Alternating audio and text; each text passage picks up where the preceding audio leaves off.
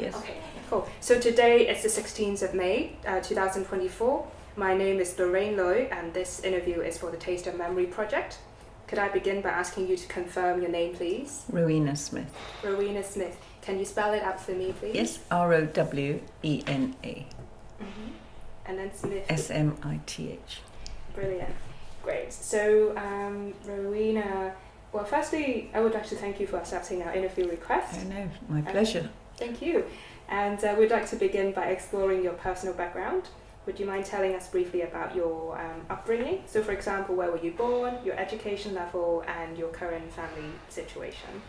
Okay, I was born in Hong Kong, and I went to St. Paul's Convent from the time that I could till I was 12, and then my parents moved me to King George V School, KG5. Okay, just fine. Cool. Yeah, but something I regret, because I think if I stayed at St. Paul's, I would have continued my study of Cantonese language, whereas when I went to KG5, there were loads of Chinese and more Indians, who spoke Cantonese, but it's not like learning a language for future. And of course, I didn't do the calligraphy, which I enjoyed, so I often wondered whether it would have been better to have stayed at St. Paul's, so. Mm-hmm.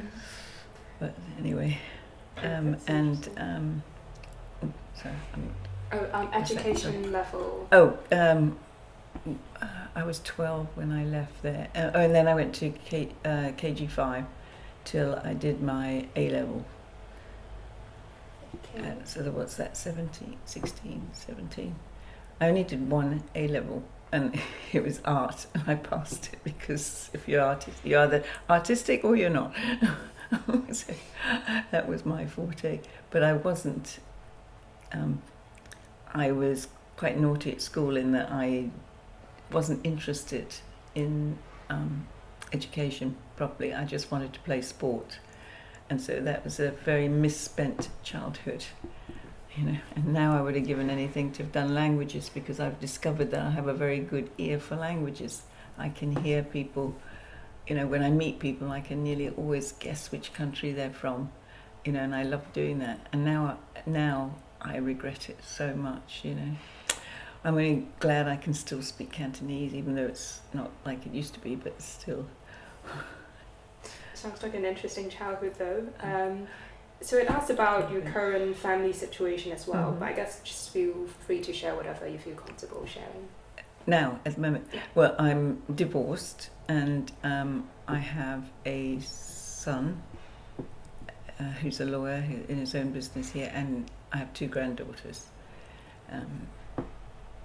Great. And can you tell us about your current or past working location, and in terms of the sort of type of restaurant or catering or pub? Well, before this, it started when we had a bed and breakfast. Well, no, it was a hotel, small 10-bedroom hotel in Harrogate in Yorkshire. But after 9 years there, I think I got a bit bored with it, and I wanted a bit more excitement. And then I saw this advertised. I don't know why they sent it to me, and I just thought it looked pretty it was very run down. It was an old Irish pub, so you can imagine the walls were yellow because of the smoke, so it was pretty grotty. It was the whole flat and everything. They didn't even have a proper flat above. There was no kitchen, there was just a kettle. It was pretty. But there was something about this place, I walked in and it was almost like a karma. I sort of thought, I really like the shape of it. I thought so much could be done. And but my problem is I can't see it just as a business. It's my life. It's my friends.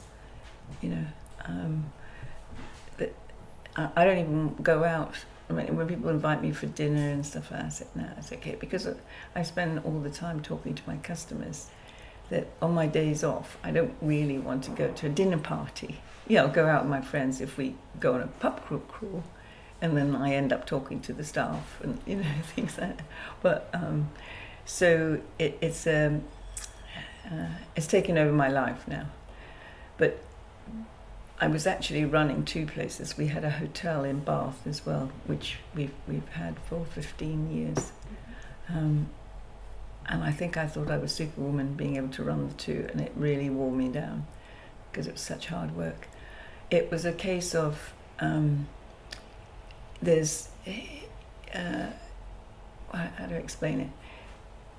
It's the size of a hotel. Now I understand it. If you don't have enough rooms, you'll never make money. You have to have, they reckon, 30 rooms to make money. And then if you have the rooms that we had, starting at 15, going, you have to do the work yourself unless you've got the cash to pay for staff. But we didn't, so we were doing all the work ourselves, and then running this.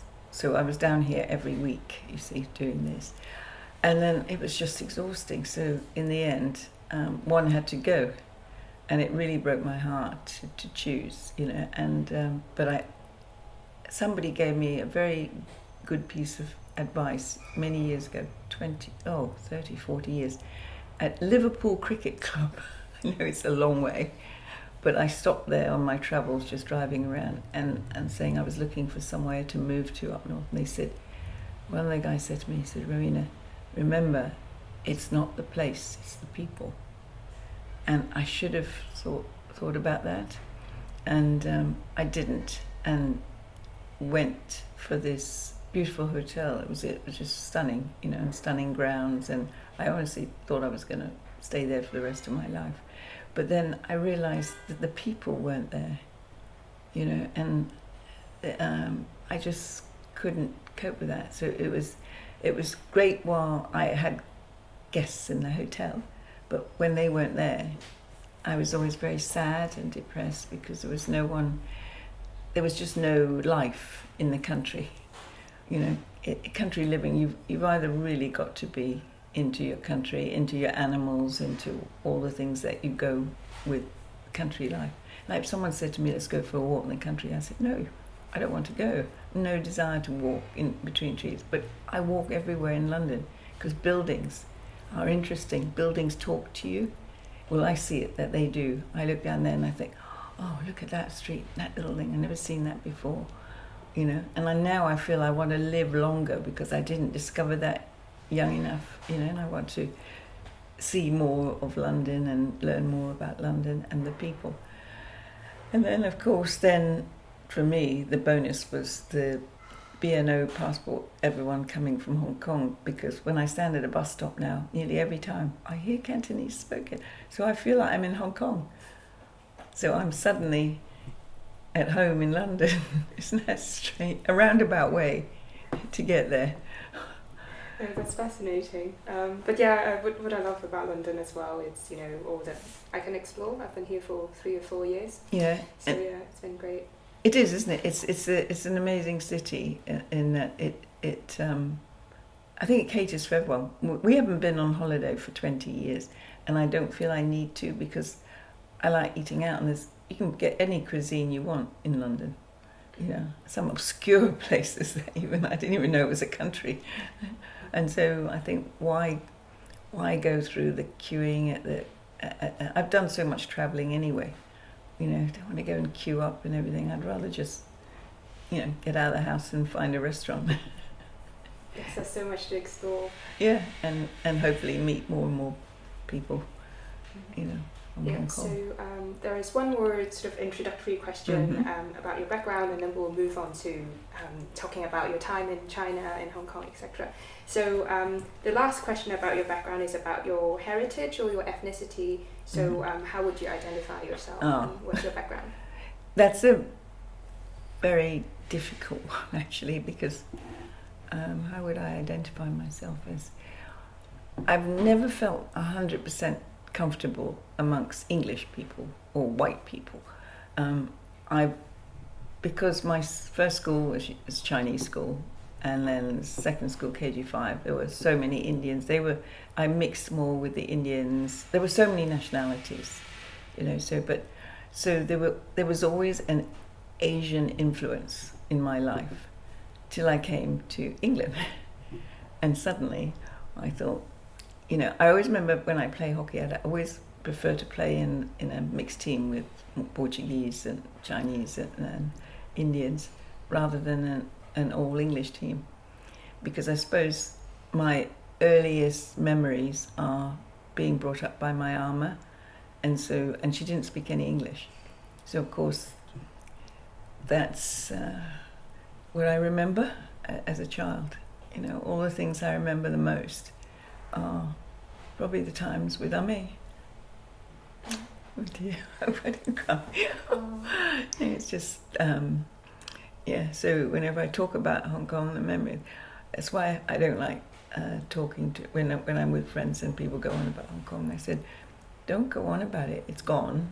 And you only make me sad, and so let's just talk about the future, you know, in England without Hong Kong being involved in it. Oh, I'm gonna feel sad as well. Yeah, you must be the same.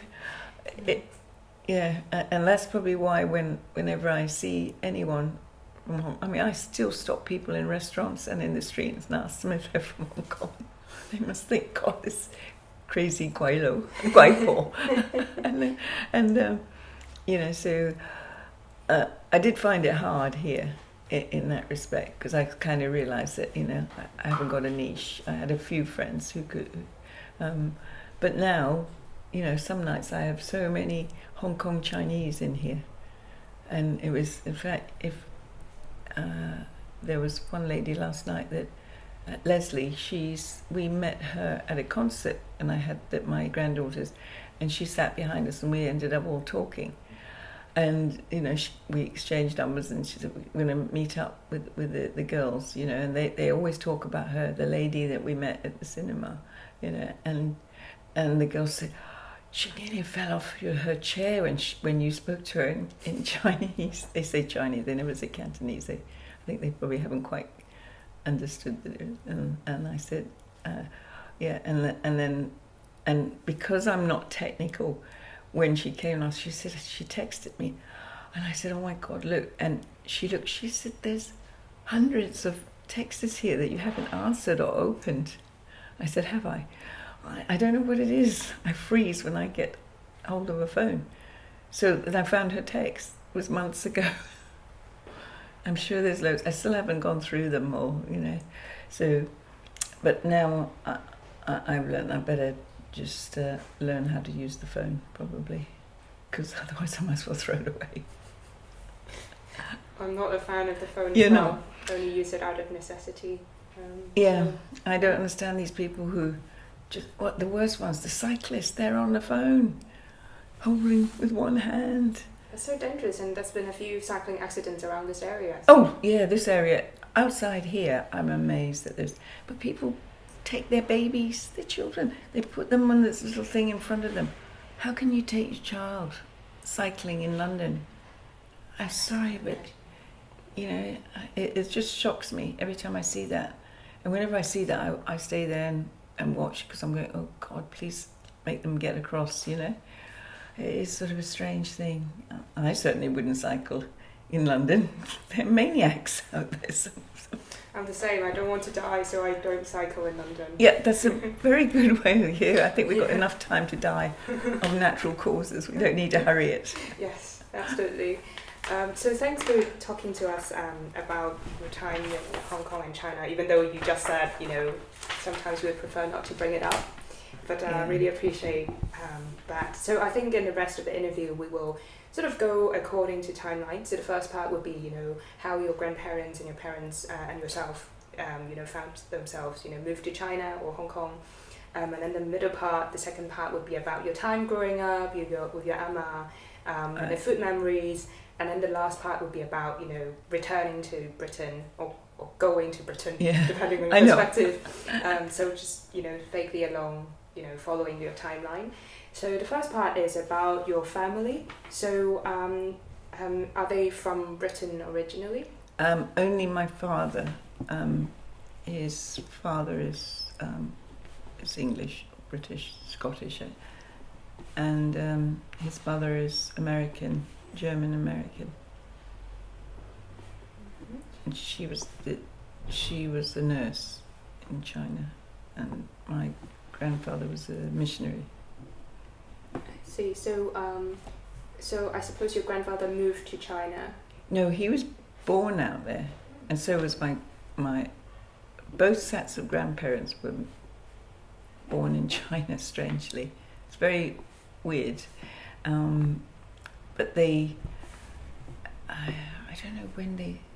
It's really vague. I wish I'd paid attention to my mother more when she told me about the family, but I know that they met and married in China because my mother was born there, and she said they went from rags to riches to back to rags, so they had a very topsy-turvy upbringing. She told me how they used to get paid for crying at funerals. I said that's a different profession.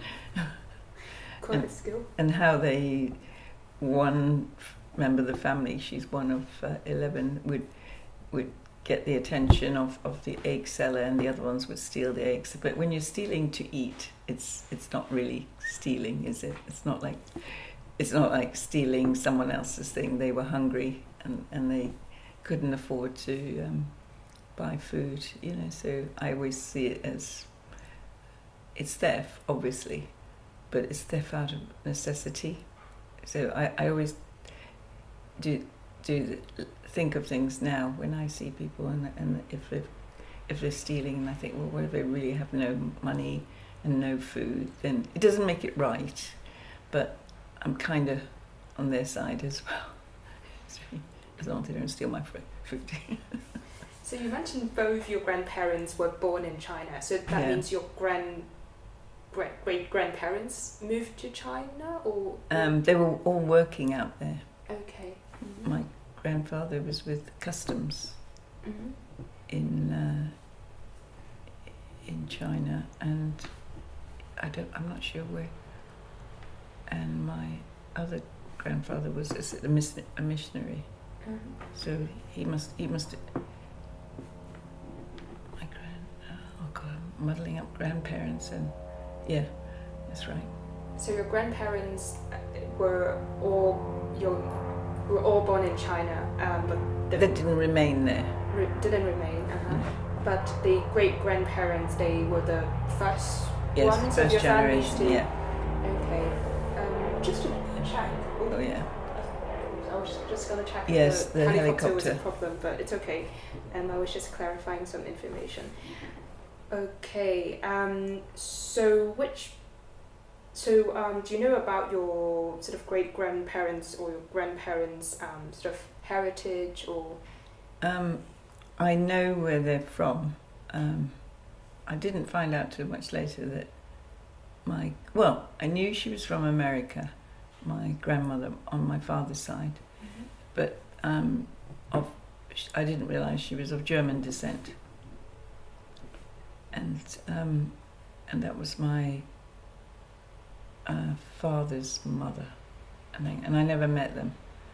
They never came out to Hong Kong. In those days, you didn't really travel, and for some reason we never. Well, my father said he was worried about bringing my mother to England because he said England's a very racist country. When you go back 80 years, or not 80, 60 years or whatever, he didn't want to subject her to that, but she would have been fine, especially with her languages, So, sorry, we were talking about your mother, was it? Yeah, my grandmother. Okay. Oh no, that's the other side. I've mixed up my grandparents and my mother. Sorry. Yeah, so we should have been on my father's side, shouldn't we? We were talking about them. No, I'm confused as well. When I go to Chinese New Year or Lunar New Year, sort of those gatherings, I can never name the relatives because I'm always sort of confused. Really? About all the relatives. Yes, but you were mentioning, I think was it your father or your grandfather being fearful that if he brought his wife back, then she would face racism. That's my mother. So that's your mother. Yeah. And okay. Oh, that's right. That's how I combined it with my father. Yeah. Okay. And your mother is what heritage is she? She's her father was Portuguese, Portuguese Italian, because the name is an Italian name, but they have always identified as Portuguese. So I think they were immigrants, Italian immigrants who went to the north of Portugal. And then her mother was from Macau, which is where the Chinese comes from. So she was half Chinese, half Portuguese. So yeah, so the family is very interesting. When you look at the family together, the ones who look Portuguese, the ones who look Chinese, more Eurasian, and you know.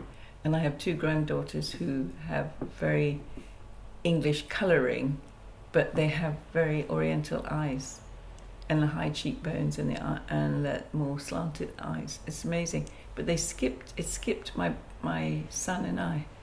Isn't that weird though? A whole generation skipped and then they just appear.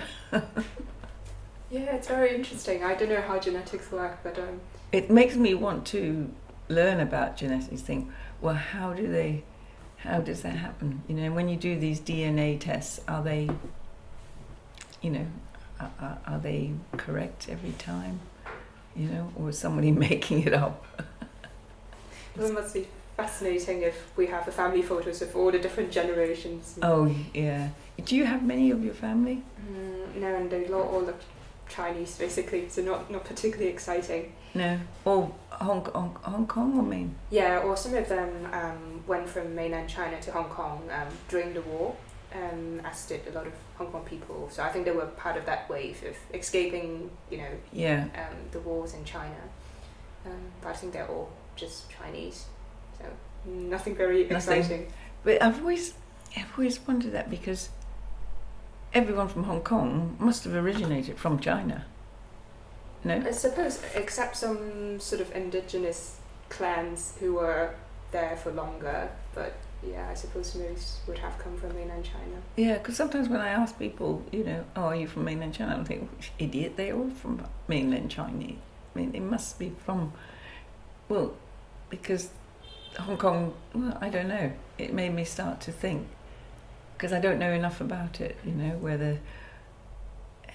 I don't know whether it's are they counted as indigenous Chinese because they were born in China, came out, but Hong Kong Chinese to me, if I think Chinese, I think of Hong Kong Chinese.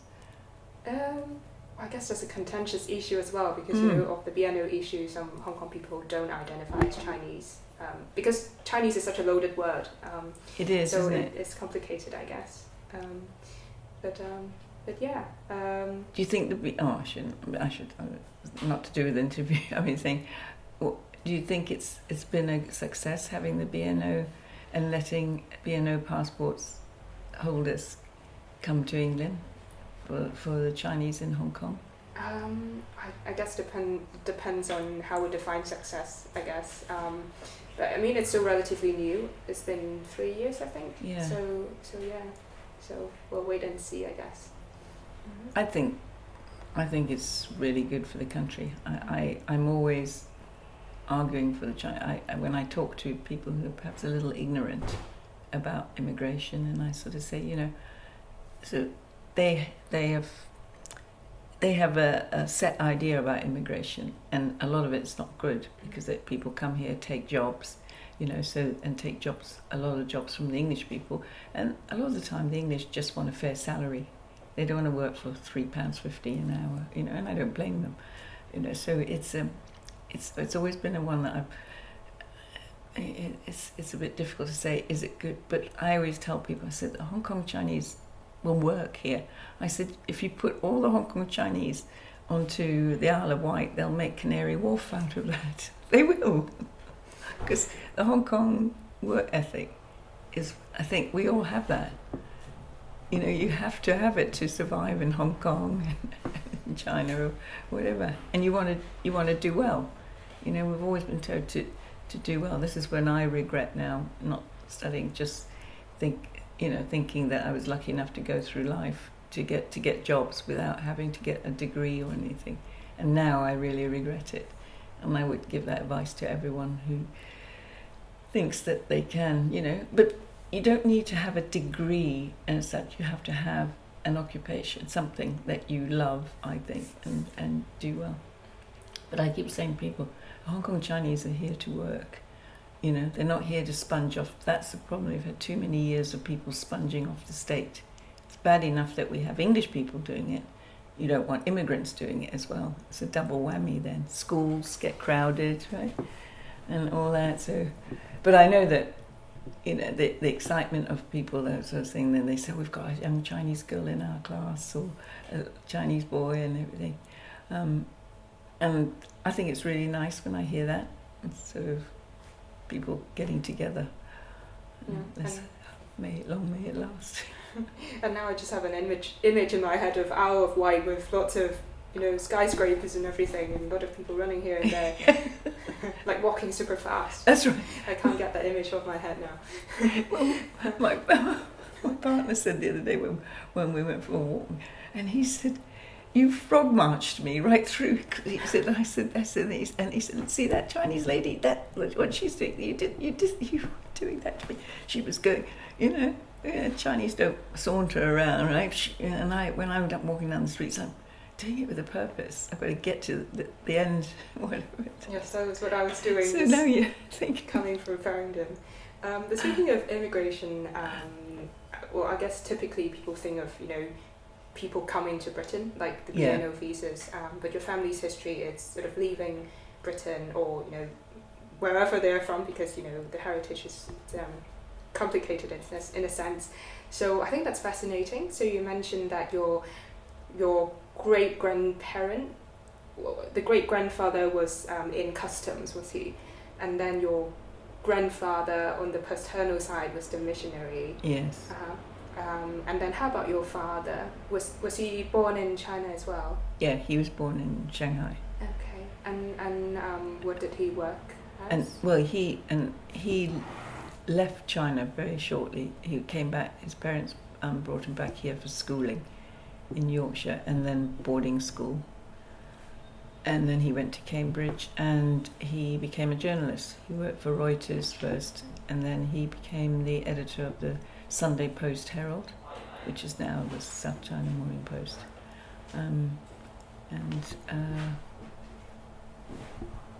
What else can I say about him? So that was, but they never.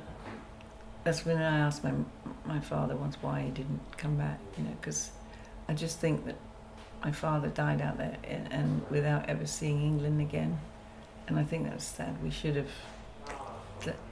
done something and made sure he came to England, because I remember him. He sent me a postcard from Japan when he was in Japan for a conference or something, and he said he thought Japan was the most beautiful country, and the people were lovely, and he said second only to England, and so it was always in his heart in England. So, well, if you believe in the afterlife, which I do, maybe we can have a talk about it when I meet him, or whatever. Yeah. So, and you said you were born in Hong Kong. Mm-hmm. Mm-hmm. So, sorry, I'm a bit confused. So your father went back for the SCMP? Yes. Okay, so that was why you were born in Hong Kong, because Yeah. he was... Okay. Okay. Oh, that's very interesting family history compared to mine, which is just people moving from China to Hong Kong. Well, if you say that, then people in England will think, wow, that's an amazing thing to do. Some people in England don't leave their villages. I found that when I went out to live in the country. It's amazing. People don't even go into the cities. It's a very different life. But I think city living and country living is so different. I think so. Not that I've lived in the country for long, but I wouldn't suggest. You wouldn't recommend? No, not at all. I think no, not in the least bit. Great. So let's talk about your childhood, like growing up in Hong Kong. Yeah. So I guess we can start with, well, you already mentioned that you were brought up by your ama, and then you went to St. Paul's Convent, and then moved to KG5. So maybe let's talk about the food, since this yeah. project is about food and taste. So do you have certain memories of food? What was food like for you when you were growing up in Hong Kong? Well, as a very young child, I remember my Alma going out early in the morning to go out and buy ji chong fun, you know, to have, which is so un-English, right? And yao jiao guai. I don't even know what they're called in English. Isn't it funny? I have no idea, because I wouldn't speak to an English person about them. And she used to go off and get that in the morning for us for breakfast, you know. Just walk down from, we were living in Bowen Road then, so she would have walked down into Central to where all the hawkers were, you know, to buy that. And now I can't eat it. I've gone right off it. Isn't that weird? It was my favourite. And yet now I just, I don't know, I've become so anglicised that my food choices now are very British. And I don't like Chinese food anymore. Isn't that weird? That's fascinating, I think. Yeah. Just, you know, how your palate changes. Yeah, really changed completely. So I don't ever go out for Chinese food anymore. I don't like sauce. I've just discovered I don't like sauce. It's a bit difficult to have Chinese food without sauce, really, isn't it? Or English food, because the English put sauce on everything. And I remember thinking that, and oh my God, they put sauce on. What did I have? What was the first things I ordered? Was something, and it came with chips as well.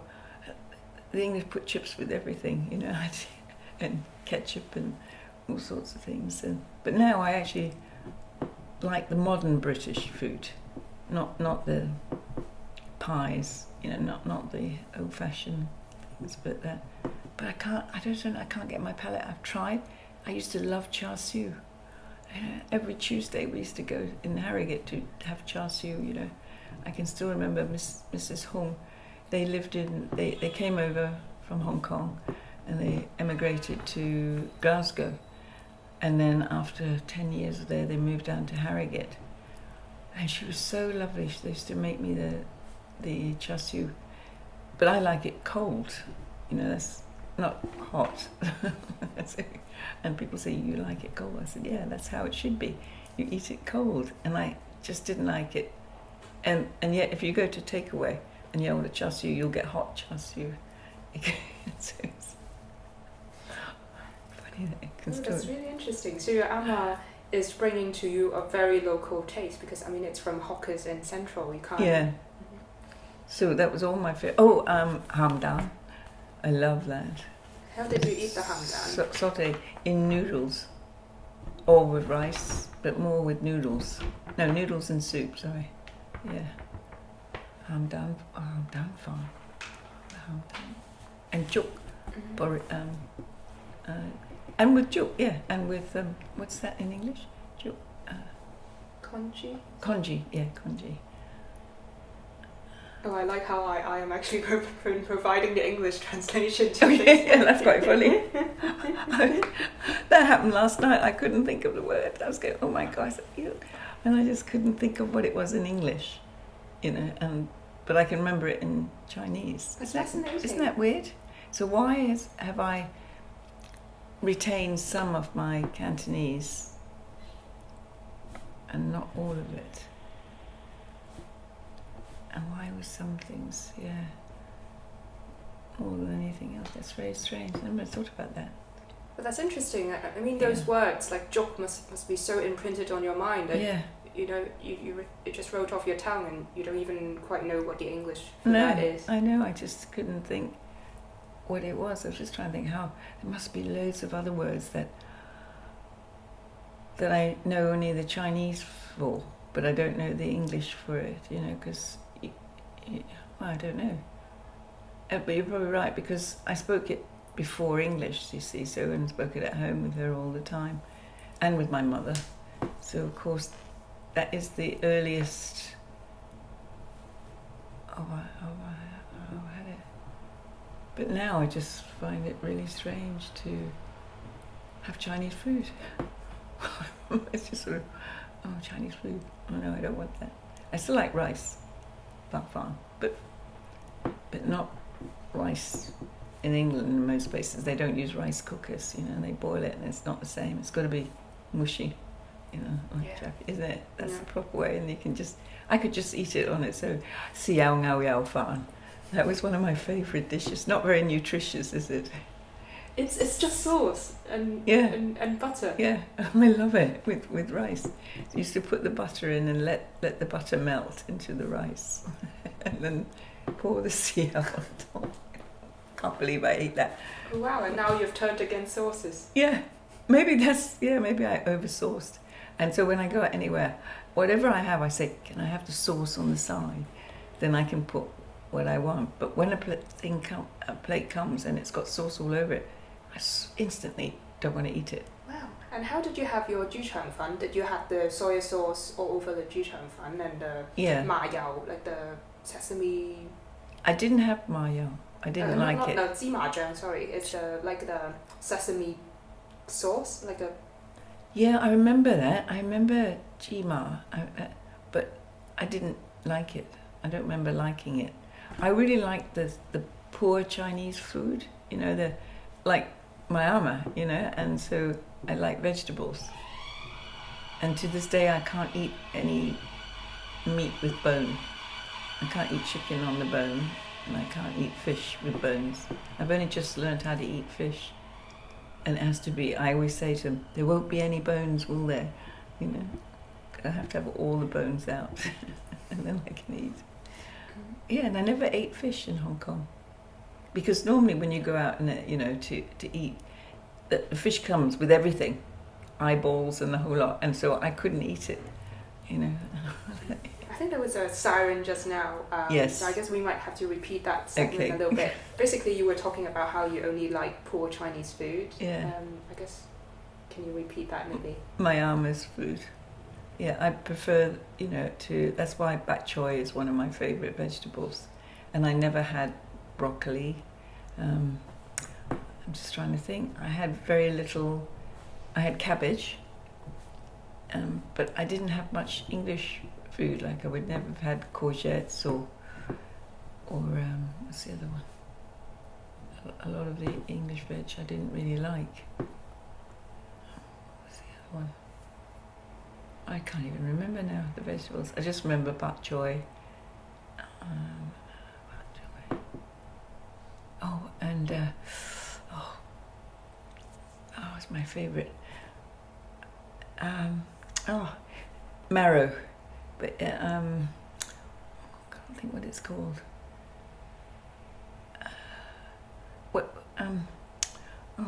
Isn't it funny? It was on the tip of my tongue and I couldn't think. It's a Chinese vegetable. It's long and dark and it's it looks like a cucumber.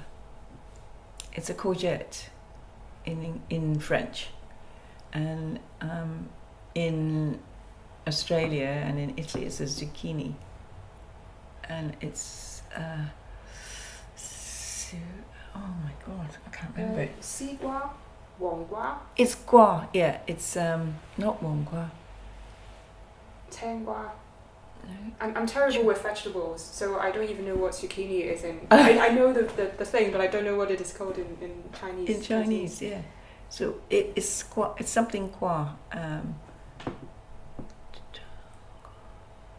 And that's all I would eat.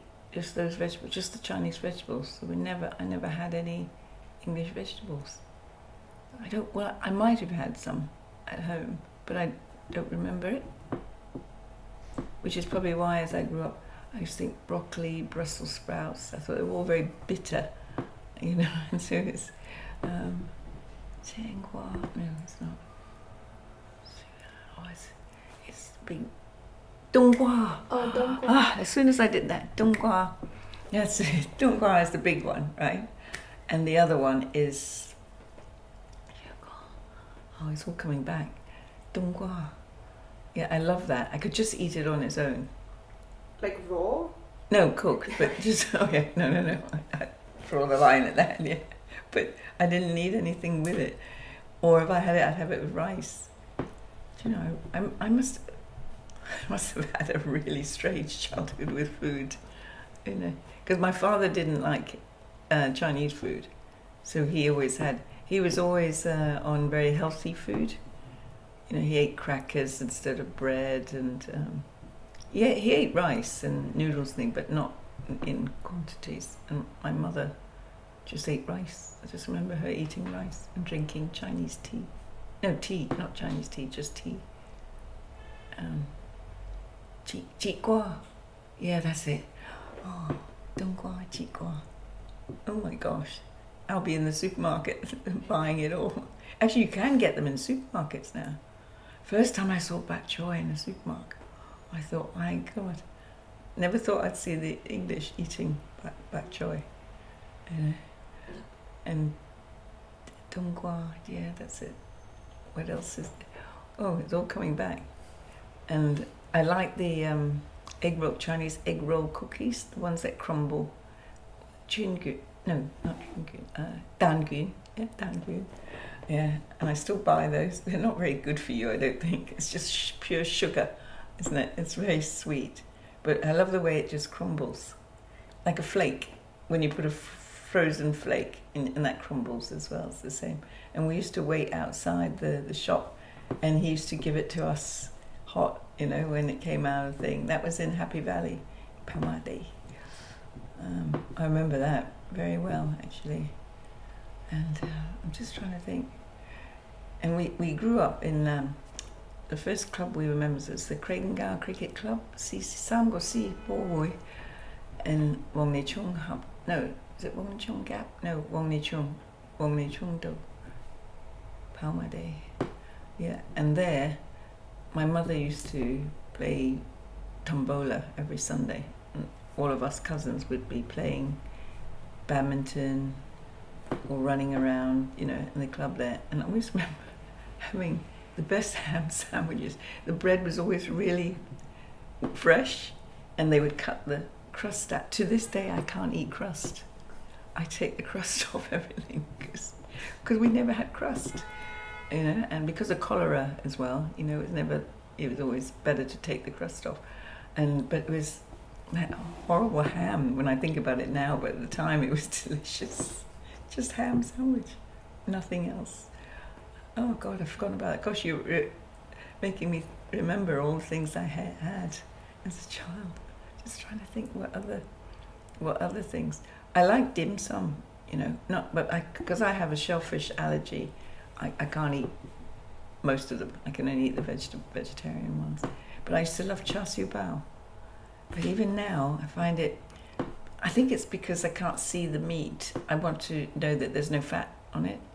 It's the fat and the meat that is as bad as bones for me. But if I can have the char siu just as a piece, I can see it, then I like it. Well, kids love it too. It's sweet, isn't it? It's got that sugary thing, so it's very nice to eat. And I still have the bak toja, is it? The white rabbit. I always have a packet open there. My grandkids love them, and I give it to the customers.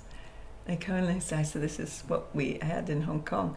And I said, you can eat the paper inside. And Kevin, who works for me, he goes back to Hong Kong quite a lot, and he always brings me back because he said it's really expensive in England for those biscuits, but you know, I'm not as generous with them now. But he brings me back big packets. And I still eat it. I love it. I'm sure it's not very good for you either, is it? And then the ji tong, and they had the two types. The one that was sort of white, which was nice and juicy. Then the dark one, which was was harder, but not as nice. What was that called? Oh, and Newt Bang. I love that. I can eat the whole thing and then I'm sick after. But with Seung Dan, the eggs, but not with the meat. Is it? Well, I can't even remember what it's called. I don't like anything apart from the egg in it. There's another one with the meat. Jiuk. It had jiuk, yeah, something. Oh, I won't eat that with the sweet. But you're not supposed to. I mean, I would eat the whole cake. It's like the unhealthiest type of yukbang. Yeah, it is. What the meat one, the fat. Well, the one. Well, I don't know. I've never had yukbang with meat. maybe it's not so popular nowadays. Yeah. But I can't do the double egg ones as well. Oh, really? And I don't really like the lotus paste. Oh, you don't like? No. But Am I getting? There's two, isn't there? There was one which is dao sa, and one is nino, right? Yeah. So which is the one that you don't like? I don't know. I just don't like yubang in general. Oh, really? I love it. I could still eat it now and I've got my granddaughters liking it too. They liked it too, but it's not very good for you, is it? Apparently. I used to work in a family office in Hong Kong, and it's a kind of old style Chinese family. So like each of the family members would give us, a box of yubang. Yeah, so it's very nice because they're showing their appreciation. But I end up with like 3 or 4 boxes of yubang that I won't eat. Should I give them to Yeah, I should. No, don't, because I'll just eat them. So I had next Chinese New Year, instead of giving away the white rabbits, I think I might get some mooncakes and slice it into very little. But I don't think Westerners will like it. It is quite. That's why I'm surprised my granddaughters like it. But I can't see Westerners, but I'll try. I always want to introduce them to food that they're not used to having. Not something that they can just get in Chinatown and whatever. And I'm really fussy where I go and eat my dim sum. It's got to be really good dim sum, otherwise I won't eat it. So, yeah, we used to do dim sum here years ago when I first bought it. Yeah, here. And I had a Michelin-starred chef. I've still got a copy of my review from Time Out saying that the Michelin's chef who left the Savoy, and there were 2 of them. The partnership got the Michelin star. Adong was the dim sum chef, and the other one was the, chow fan. Oh yeah, that's the other thing I don't eat anymore, chow fan so much. But I eat it if I make it, but I don't know what goes in it when I'm out, so I can do it myself. But that's nice. Chow fan is a nice dish with a lot of vegetables. But instead of I use asparagus as the vegetable, which is not very Chinese, is it? I don't think I've ever seen asparagus in a Chinese. Maybe in the dim sum. But I love dim sum. But I've been going around reviewing dim sum restaurants and writing notes as to which ones are good, and then I take in the scores on the doors, whether they have a good hygiene score. And if they don't, it goes off. Oh, that's fascinating. We'll come back to I didn't know you had dim sum here, so we'll definitely come back to that. Oh yeah, I keep forgetting about that. Yeah, but it's fascinating. You have mentioned, okay, let's see if I remember. 油炸鬼、豬腸粉、絲瓜、冬瓜、節瓜、白菜、蛋卷、白兔糖、椰子糖、月餅，仲要係豆沙月餅同蓮蓉月餅、點心、粥、鹹蛋。I don't like dosa. Okay. Oh, you don't like dosa? No, yes, I'll give it a Don't cross. give me that one. So that's a lot of food. Yeah, all Chinese. And so it's so funny. I have to struggle to get English food to tell you about my favourite English foods. Yes, I was about to ask you. So you don't remember much English food from your childhood, even though your father didn't like Chinese food? Yeah, no, I don't. Well, we must have had it, but isn't it funny what stays in my mind? Well, I guess the ham sandwich counts as I suppose kind that's of English. That was at the club, and I can still remember. What was his name? The waiter. Oh, I can remember him. I can see him. A young lad. Alam. I just remember him so much. Where was he? At This the was CCC? at the CCC, yeah. But he was a Hong Kong guy. Yeah, Hong Kong, and didn't speak English. Well, no, most people at CCC didn't. And then in the changing rooms, there was always an armour looking after your clothes, your clothes, and just being in charge. That was something I really miss, because in Hong Kong, there was always somebody in there for you to chat to, and they didn't speak English. Club Recreo, the Portuguese club, was where we went a lot to. Oh, I was surprised because I thought CCC is a very sort of British kind of an establishment, but the people there didn't speak English. No, because what it was it was a cricket club. It was started by expats as a cricket club, predominantly. So I suppose it was an England club, but they had loads of tennis courts and badminton, and that was my prime sport. Sport was badminton, but now I don't like it. I discovered squash, and so but I was very good at badminton, but I don't want to go back to it anymore. Isn't it funny? It's not satisfying enough. It's the long rallies in squash and being able to hit the ball harder than a shuttlecock. So it's no longer on my itinerary. But one of my staff who was here before, Eric, he loved his badminton, and he says he's gone back to Hong Kong. I hope he knows he can't stay away for. He does. I hope he doesn't break his curfew or whatever. Because he's got to come back at some stage, and then. But all he wanted to do was play badminton.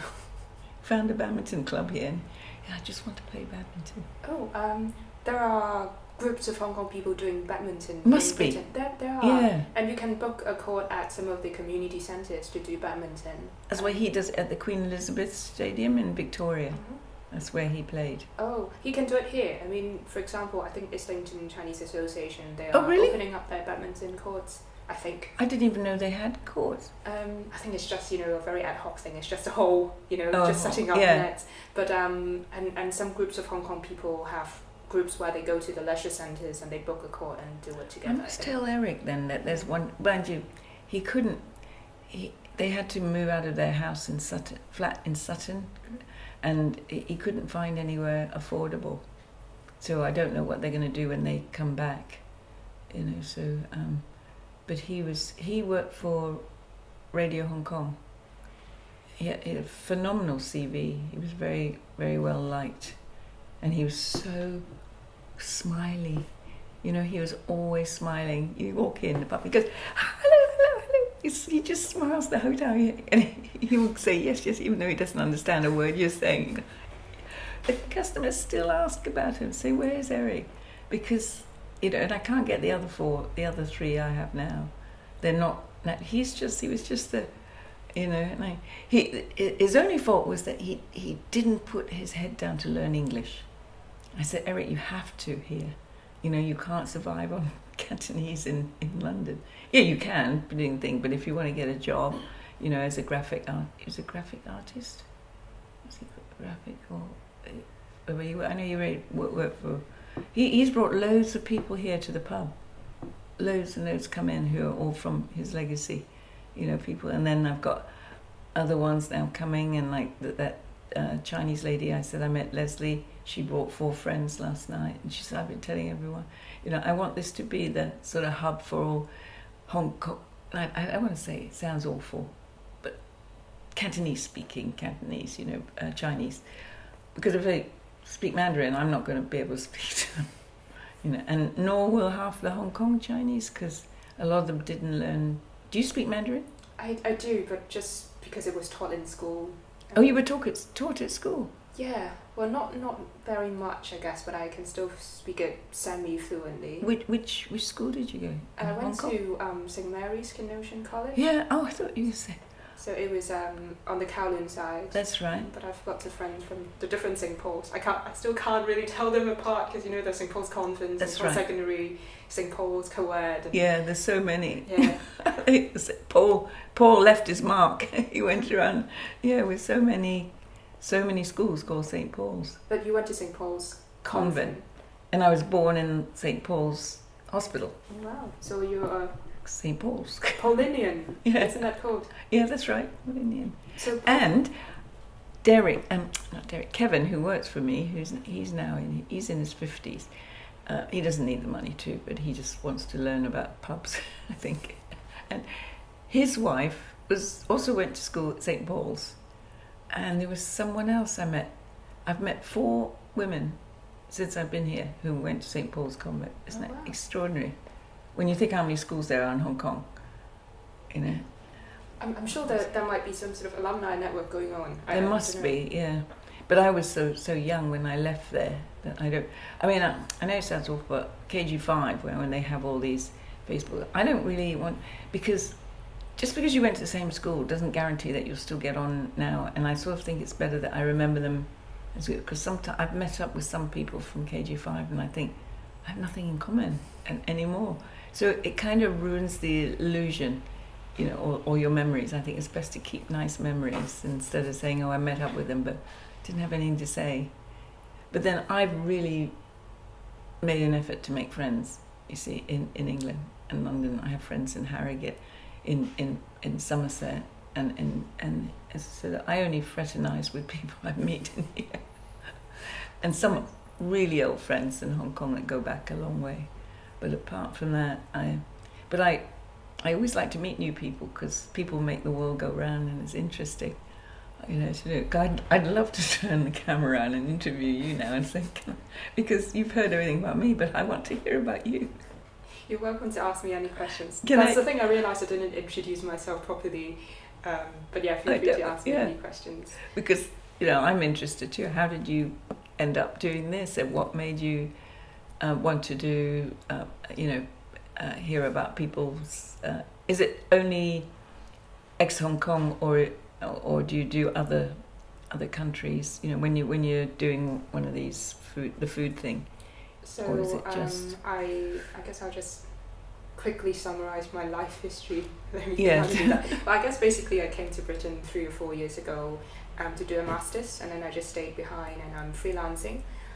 So this is I'm here as a volunteer, so it's quite a one-off thing. So I'm doing this in another interview, and I'm really happy to be part of this project. I sort of joined it midway, and so I'm only doing your interview and another one. But I for the longest time I've been trying to work on a book project about Hong Kong people in Britain, like the recent arrivals. Oh, I see. But I describe it as a bit of a constipation, because it's just stuck and it's not coming out. But so that is why I also interview other people in my personal capacity. Yeah. So do you work you're freelance? I'm freelancing, yeah. So for example, this morning I was teaching a class for BNO Hong Kongers. It was an English class, and telling them about Parliament, and I'll be taking them to Parliament next Monday. And I also work as a film extra, like, you know, walking at the back in the background of films. Yeah. I've always said I should have done something like that. It must have been fun. But some people say, oh yeah, but you hang around a lot sometimes, do you? I do. But sometimes if they let you keep your phone and let you have a book, then I just end up reading all day. But, you know, sometimes they take away your phone and you're out there, you know, in summer clothes when it's winter. And that's not very pleasant. But oh, maybe I'm probably a bit old to do it now. Well, sometimes it's more comfortable. Yeah. Depends. It just always, you know, appealed to me, because they do a lot of filming around here, Exmouth Market and around here. So you're always seeing them being filmed, and then, you know, they would say, oh, can you stop, you know, while they film that bit, and then you walk past. You know, I've never been interested in the film industry at all, but I'm just interested in the extras and what they do, you know, and how they... In Hong Kong, they asked me, my flat, we used to rent my flat out for, because I did it all Japanese style, so they used to use it for, I don't know what films, but they did ask me if I'd be interested in auditioning for a role of a Russian princess who spoke Cantonese. And I said, I'm camera shy. That's the last thing I would do, is go on screen. I just freeze. Wow, that's a very specific role, a Russian princess who speaks Cantonese. I remember that. Oh, that's fascinating. It was a long, long time ago. Yeah. Oh, God, I'm trying to think how long. 40 years, maybe? Yeah. One of the things I like about being an extra is that the food tends to be quite good. Oh, really? To my surprise. Oh, I never thought about that. Yeah, because I get like a full English breakfast, and then, you know, I have like 10 different options of, you know, the toppings of my porridge, you know, all the Where do you toppings. have it? They usually have like a caterer who comes in. I even have like freshly grilled fish. You know, I don't even cook fish for myself, because, you know, and they have like, you know, yeah, they just make it on the spot instead of cold sandwiches. So yeah. I guess when you were at St. Paul's, because you would go home, so you won't be there for lunch, would you? No. So you would still be eating your Ama's food instead of like canteen food. Do you know, I don't remember. I guess you were in primary school, so were you there for just the morning or the afternoon or the whole day? Oh, I can't remember, and I can't remember what I had even at KG5. I don't remember. I think we used to bring sandwiches. Yeah, we brought sandwiches to KG5, but I can't remember at St. Paul's. In fact, my memories of St. Paul's are quite blank, and yet I can remember before St. Paul's. But there seems to be that little gap, those few years of when I was older in St. Paul's. Just trying to think. I remember the uniform very well. Was it the one with the black and white checkered shoes? Shoes. No, it was like a checkered skirt. Yeah. Oh, sorry, it wasn't checkered. Multicoloured. Was the shoe the kind of like shoe which is like black and white, or was it Yes, the I other? think you're right. It could be that. I wouldn't stake my life on it, but yeah, it could be that. God, I forgot about that. I can't find any photos, which really upsets me. I don't know why there are no photos. I can't find, obviously, when my parents, they must have kept, but I thought I'd got all the family photos. I've got 2 suitcases full of photos, but I couldn't find one with me in St. Paul's uniform. Isn't that strange? I think there's some KG5, but I don't remember St. Paul's. And now I really wish I'd, paid attention. I wish life was a rehearsal and go back and have another go, and just get some photos of. Yeah, I'm really sorry about that. That I don't have. Don't we all? It'd be good to have a dress rehearsal because it's hard to know how to live this life. But I'm sure they have like school magazines and stuff. Did you take like school they class did, photos? but I don't have any photos, any school magazines of. I think I might have thrown a lot of things away in one of my clearance days or something, which I sort of thought, well, am I going to look at this, and then binned it. Mm-hmm. Like, but I'm sure it's in St. Paul's archives. St. Paul's somewhere. archives, yeah. Yeah, actually, and there was something else I wanted to find in the archives, and just trying to think where I have to get it from, but I can't remember. Funny, isn't it? Maybe your mind blanks out bits without you knowing, because I have no idea what I had for lunch. Well, I can't remember what I had for lunch yesterday. Oh, good, no, you're young. When you get to my age, you definitely can't remember things.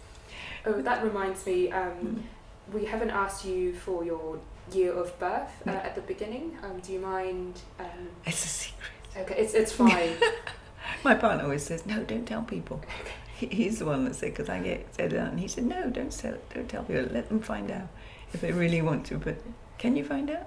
No, I don't think you can you? But when you were at St. Paul's, sort of what, was it I can't do my math, like which, around what time was it? Like 70s, 80s, 60s? Yeah, I can't even remember when I graduated, can you believe that? From KG5 or St. Paul's. Well, St. Paul's I didn't graduate because I moved schools. But KG5 I definitely graduated. Didn't I? Yeah, of course I did. Yeah. And then I went, my parents sent me to like a finishing school in Hong Kong, America. The Americans are very good with that. That's why Americans have such good manners, I'm convinced. They learn at a young age, and they go to these finishing schools or whatever, and you're taught, how to dance, how to use the right knife and fork, and things like that. The Americans are very hot on that, so they have very good manners. I always remember that. The boys in school, at KG5, the American boys were always the ones with the best manners. Oh, interesting, didn't know that. Yeah, isn't it funny? I remember that so well. I have 2 Uncle Neils and Uncle Neils. No, maybe it's only one. I have one American uncle, Uncle Neils. Yeah, and he was. I always remember him as being. Not that my other uncles weren't well mannered, but he was particularly, nice. Oh, isn't it funny? Gosh. Oh, enough of me going back through. I'm asking you the questions now.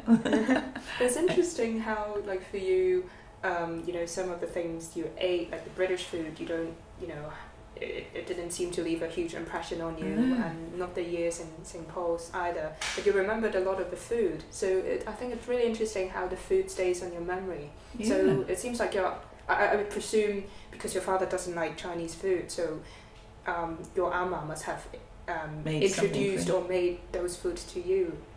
Yeah. So, and my mother only ate Chinese. I mean, it was quite funny. Poor Alma must have to. We had a cook, and she had to cook for all of us. We all had different tastes in food. My brother didn't like Chinese food. He only ate Western food, lots of potatoes and everything. So he's very big, and Tub puts on weight. So it's that strange. And I didn't like. I just liked rice. So you liked rice, your brother didn't, neither did your father, not Yeah. Chinese food? Oh, he did eat rice, but I don't remember. I just remember him eating Rivita crackers all the time. And maybe now that I'm on this healthy diet, my fish diet, everybody in Clerkenwell knows about my fish diet. It's starting to be a joke. Oh, Rowena's coming. I've said, has anyone cooked the fish? And so, but you can't cook fish at home like you can get in a restaurant. You know, they can get it just right. Not every restaurant, but that's funny. But yeah, And what did your mother eat? she didn't eat a lot, you know. Yeah. I just remember her drinking a lot of tea. Every day she had cups. She never had breakfast. She just had tea, and she smoked 60 cigarettes a day. Until my son had Weswa when he was about 6 or 7. He said, Grandma, you'll die if you keep smoking. And she stopped smoking just like that. She wouldn't stop for me, but she stopped for my son. And what was the other thing? Yeah, so he said to her about smoking. And my father was also, being a journalist, big smoker and drinker of gin, you know, and he, on the day I was born, he gave up alcohol and cigarettes. Amazing willpower, and then converted to Catholicism, and became very religious. Yeah, he has very good. I have very good. I think I've got pretty good, because since they put me on this fish diet, I've been able to walk past cakes, stuff, and that, not buy, not go out and not have dessert and everything. I can tell myself no, to the point that I've convinced myself it's so bad for me that I better eat something that's good for me. And that's why I'm just eating fish, and I can do, and bread, just bread, brown bread and brown rice. Brown rice was never something we had, did we? But it's really good. I didn't realise it was so nice. And brown pasta, that's actually not so nice. But brown rice is really nice, yeah. Yeah, it wasn't a thing when I was a child, but it No. became more popular. Is it popular in China, do you think? I guess more people eat it because it's healthier, like with the fibres and the nutrients. Yeah. So it's more popular, but some people don't like it. I didn't like it when I first tried it years ago, and I thought, oh, I'm never going to have this. But then, you know, it was a matter of, they said they'll give me statins, and I said, no, I'm not taking any pills. I'd rather find a way. So I read up on it, you know, and you just have to have a bit of willpower. You know. It seems like your family has no lack of willpower. I mean, the things that your father and your mother gave up for you and your son. Yeah, they don't have a lack of willpower. My father was a prisoner of war in Japan, so it was pretty bad. But my mother said that all the parcels that she sent to him through the Swiss Red Cross, he never received any of them. You know, so all this about the Swiss Red Cross being neutral, and supposedly she said that my dad never got any of the parcels, isn't it? She was deaf because the Japanese hit her across the ear, so she was deaf from quite a young, well, not that young, she was in her 30s. No, I can't even remember. So your mother was young during World War II, was it? Like you said, a Japanese slapped her. Yeah, she was actually already in her 40s. Can't remember. I didn't really know her age, actually. And yet your father said he seemed to quite like Japan when he had that conference, didn't he? He said it's second to Britain, but I didn't know he was a prisoner of war in Japan. Well, obviously, I mean, it can be two separate things, but I didn't know it must have been difficult and traumatic for him. Oh, I can't imagine. And I said to him, my mother just didn't want to know about Japanese because she blames them. And I said, you can't blame a whole country for just, and my father said that to me. He said, never judge this generation by their forefathers. And we lived in a block where everyone was Japanese except us. And every morning he'd go down to Ohio gozaimasu and he'd talk to them he learnt to speak Japanese when he was in the camp, but he never said a bad word. He was a very amazing man in that respect. I don't think I could have done that, but he's taught me to forgive, and so whatever happens, you can always forgive people. Gosh, yeah, I've forgotten about that. I don't suppose Japanese food was a thing in your household, given, No, I guess we didn't, but I love Japanese food. It's very healthy, isn't it? Chinese food, I think mentally it's because it doesn't look healthy, Chinese food. So if I have a dim sum, I'm picky as which ones I'll have as well. The ones that look healthier, but I'm sure they're not very healthy. Do you like dim sum? I quite like dim sum. Yeah. But I like sushi as well, and lots of fish. So. And well then you won't put on weight. Mm. Yeah. Yeah.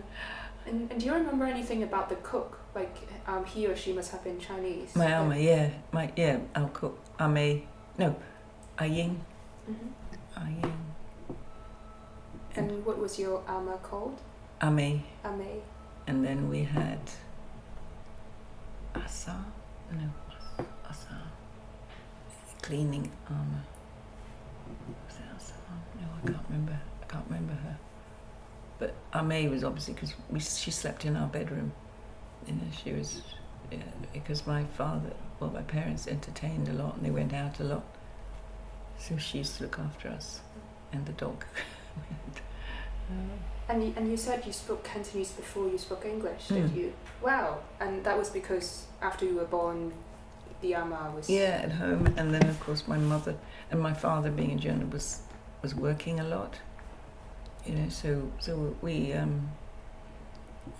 wouldn't like to put it in percentage terms, but certainly I remember...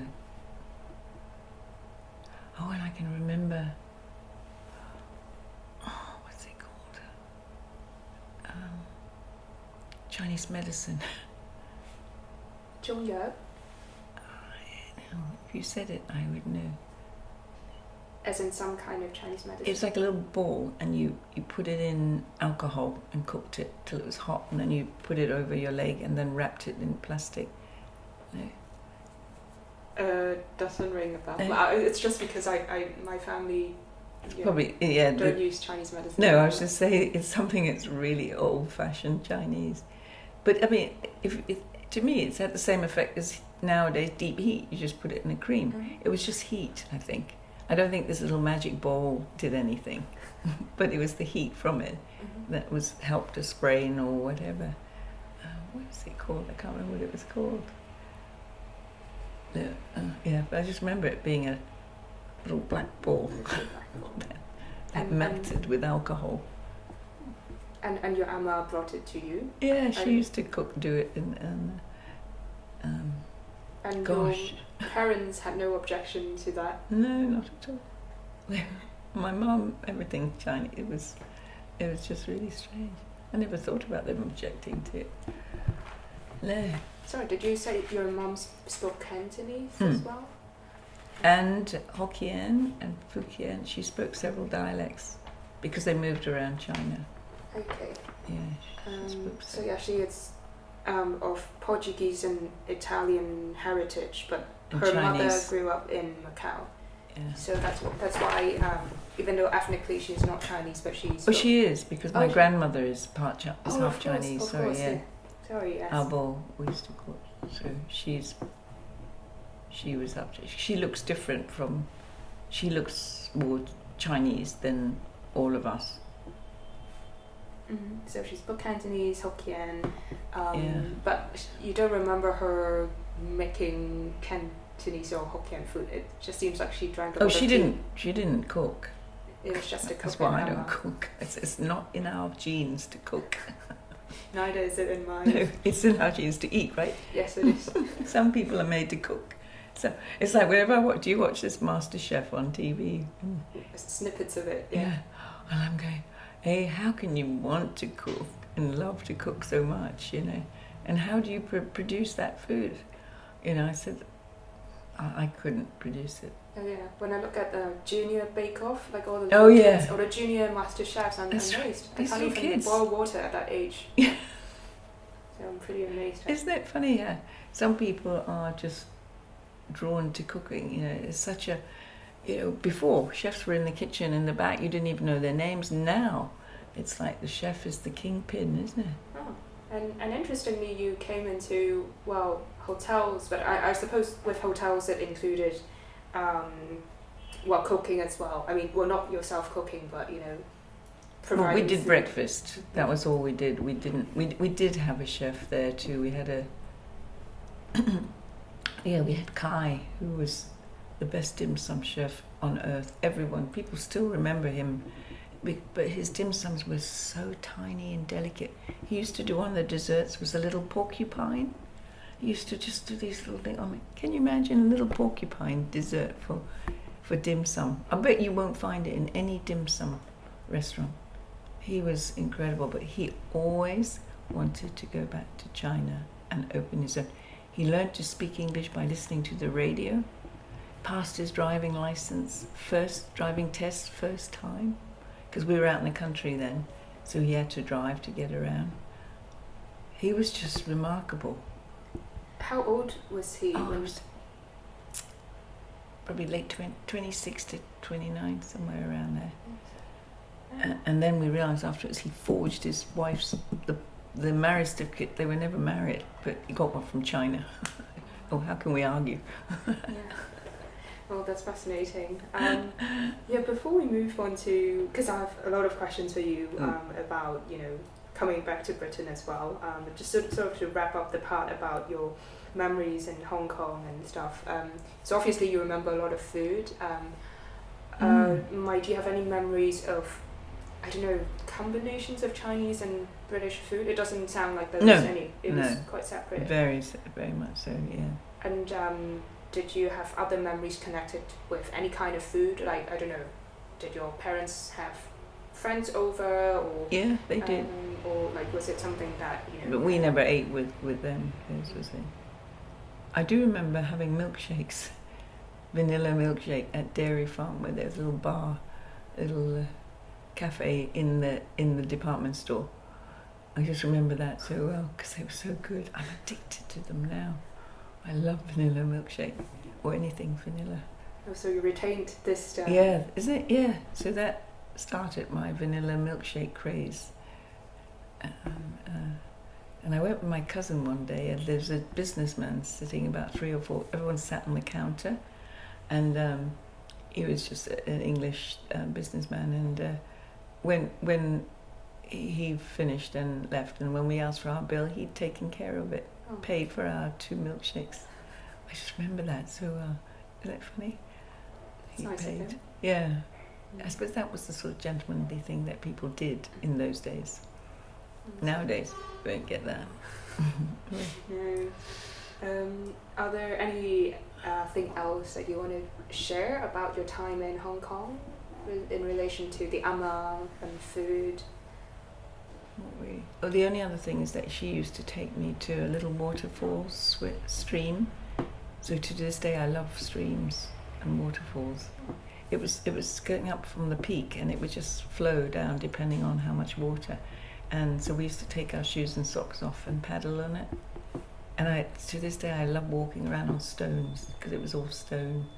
And yeah, I thought I've always said I wanted to die with my last house being on a river or a stream. And it was that made me love it, yeah. I just remember taking shoes and socks off and playing in there. And the thing is, life was so simple then. You know, playing in the stream was a big deal. Now people would say, "Are you nuts? Take our shoes off." So different. Isn't it? That's the only other thing that I can remember that's of any great that I can think of. That's a lovely, lovely memory. Yeah, I do have some. I never thought about all that food that I could remember. But That obviously shocked it's me. in you. Yeah, that really shocked me when you told me how many. Oh wow! It must have. Yeah, it's so deeply a part of your Yeah. memory. So that's amazing. Amazing. So when did you leave Hong Kong? When? When? 1998. 1 year to the day, 30th of June. 1 year to the day after the handover. Why not leave before or on the day of the handover? Yeah, Was it I think- related? You're leaving Hong Kong? No. It was just that the flights coincided. It was just, you know. Yeah, that was. I didn't want to stay anymore. I think time was up. So after you finished, we're going to St. Paul's and then KG5 and then the finishing school, you spent some time in Hong Kong as well. Yeah. Did you? Okay. And I went to a business college as well. I see. I want to forget that because I didn't enjoy it. Doesn't sound particularly exciting. No, it's not me at all. I wanted to come to England to go to art college, but my mother convinced me that getting a secretarial degree would be better because you get work everywhere in the world, and I suppose it did help when I was travelling, you know, around. So yeah. So you didn't do anything food related in Hong Kong? No. But I enjoyed when we had to do breakfast in the hotel. I enjoyed doing it then. You know, it was good. But my problem is it has to be perfect. And if the egg was broken, I'd send it back to the kitchen. Everything had to be really done perfectly. So that's why when I go out now, you know, if I'm paying the ridiculous prices now, you know, a fish dish now is £30 plus. It better be good.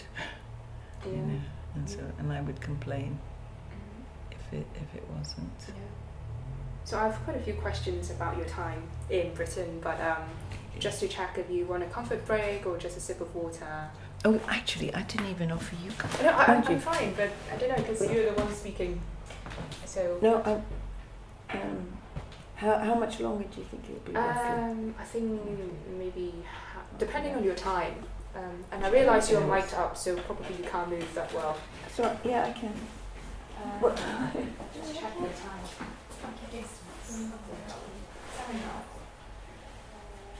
She's made me remember food that I forgot all about. That's really strange, isn't it? A whole long list of all my food. Okay. Okay. I'll be rounding up the interview. Okay.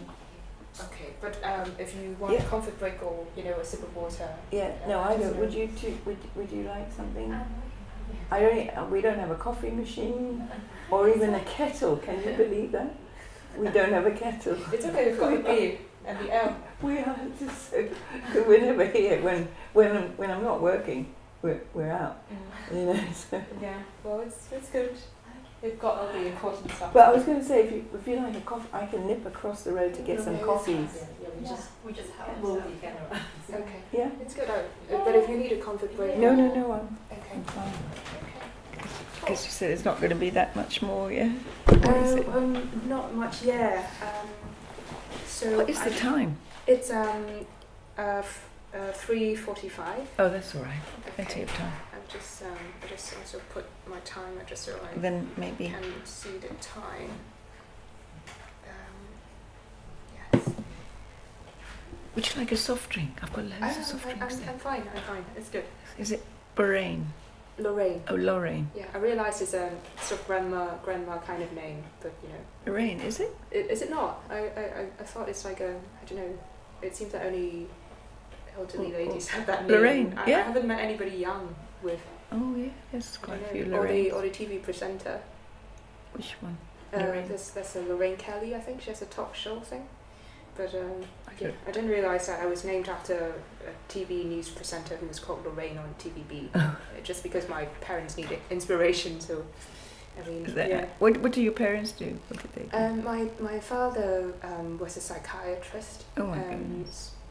Yeah, and my mum just sort of did all kinds of jobs like teaching, and at one point she started in Hong Kong. In Hong Kong, yeah, they were both in Hong Kong. They are both in Hong Kong, so yeah. They won't come over. Probably not. Yeah. But, do you find that sad? I'm all right. I quite enjoy my freedom here. Oh, okay. So I mean, in a very sense of the term, but yeah, I like having my own space here. And yeah. Where do you live? Currently, I'm living near Paddington. One of my former colleagues, she has this flat she's trying to sell, and she hasn't managed to sell it, so I'm living there. That's she's good. giving me a very cheap rent.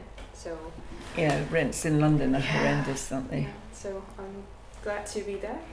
Okay, Yeah. let's move on to your time back in Britain. So you said you left Hong Kong for Britain in 1998, and then after that you had a B&B at Harrogate, and then another in Bath, and then you started this pub. Well, actually, no. I had this, and while we still had the B&B in Yorkshire, and then we sold that and bought the other one. But throughout all of that, we had this. I've had this 20 years. So this is easier and harder at the same time. It's the late nights. I mean, 2 o'clock is unusual. I don't normally. It's normally 10 o'clock. Lights out. 2 o'clock seems a bit, Yeah. Oh, it was. But it was fun as well. So, but I can't do that every night anymore. And you mentioned you had a Michelin chef. Doing the dim sum and the Tao Fan, like two cooks. Yes. In this. Oh no, that was in the Savoy before he came here. It was Adong and his fellow chef, whose name I can't. I'll try and find the review. And that I don't know if it gives the name of the other chef. It certainly gives Adong. It's funny, we called him Adong, right, in respect, and then Kai, because he was younger, we called him Kai. Not a Kai. And so that was when they were in Savoy, they were doing dim sum and stuff. Yeah, dim sum. And what were they doing here? Dim sum, but just dim sum. Oh, and noodles. I don't do these fried noodles. I had to try and get him off the noodles because I said we don't make money on noodles. And it didn't show up.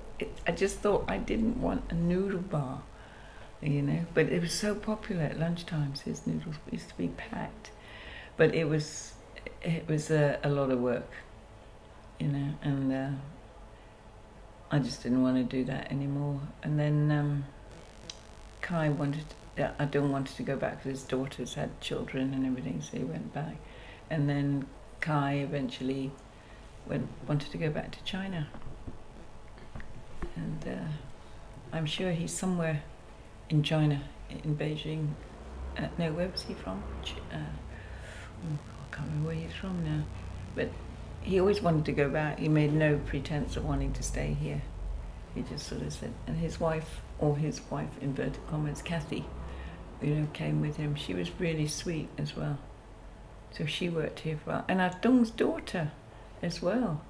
She worked for us for a while too, Kathy. He had 2 daughters and they were both so different. And that shows you where you're born, what an influence it makes, because his older daughter, Kitty, drank beer and she was very slim and small, and then his second daughter drank spirits and wine and everything. She drank, and she was really big. She's quite scary actually. If she said do so, do it. I forgot about that.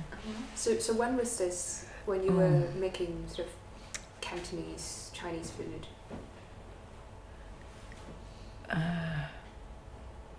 2000. No, what was it? Not 2000. 2005. We bought it in 2005.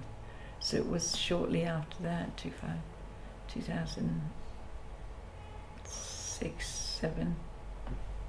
I see. Because we were never very successful when we tried to turn it into a Mexican restaurant too. And I called it, I had a good name for it as well. What was this?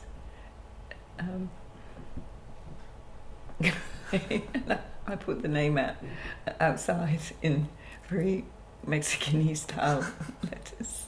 That was fairly popular. It wasn't bad. Mexican food's pretty awful. You know, it's nothing. You don't really hear of many great Michelin-starred chefs. You know. So this wasn't always called the Old China Hand? No, it was called Mulligan's when we bought it. It was an Irish pub. The Irish pub. Yeah, but when you Mulligan's. changed it to so was it called the Old China Hand? Yeah, when I changed it. Okay. And then while we had the temporary time as a Mexican, I called it Old Gringo because it was the nearest thing to Old China. But I have never heard of another Mexican called Old Gringo, and yet that is such a Mexican name, you know, Old Gringo. I was quite sorry that we had to give up Old Gringo, but we couldn't find a Mexican chef. That's interesting. So it was Old China Hand selling Chinese food, and then Old Gringo for a while, and then you came back to Old China Hand, and then it became just a pub. Yeah, because then I realised that you don't actually need to do food to make money. You could just do the late, because we had a late license, you see, till 2, and we made all the money between 11 and 2. People drank. You see, I don't think there's the drinkers around now. People don't drink so much. The youngsters are more conscious of health. So I don't think that having a late license, well, we used to keep it late every Thursday, Friday, Saturday. It was till 2, and the other days were till 1. Oh, I can't believe I did all that. Those are very long hours. Oh, So, So I guess Old China Hand, it's, you know, obviously, you know, it shows your influence, the influence of your time in Hong Kong. Yeah. And you know, all the dim sum things. Yeah. Can you talk a bit more about, you know, how that time influenced, you know, what you're doing at Old China Hand and What the time? name of Old Sorry. China Hand? Oh, yeah. Yeah. At the time in Your time in Hong Kong. In how Hong did Kong. it influence, shape, you know? Well, I never thought I'd go into the food trade. Never in a million years. I was doing event management, so it wouldn't be something that I considered. But it, I don't know. I guess we kind of fell upon it because I thought we had trouble getting jobs living up north, you know. So they kept saying, "Oh, you're overqualified." And I said, "Look, I'll work for nothing. Just give me a chance, you know, to work." But I think it was in Yorkshire, and people sort of wanted to get Yorkshire people working, I think, which is fine. And but then when we came down here, and then I started doing the dim sum, it was just such hard work, you know, at lunchtime. And you can't please everyone. Oh, that's not warm enough. That's hot. That's, you know, and it just. So that's when I thought, well, let's try just doing drinks. And then I thought, yeah, shot. Late at night, people buy shots. That's a big money spinner, you know. So although I do control the shots, if people are drunk, they're not allowed to have any. And then you have arguments with them because they're so drunk you don't understand that I can't serve them. But that's why I won't go back to those days of the late license, you know. So just I'm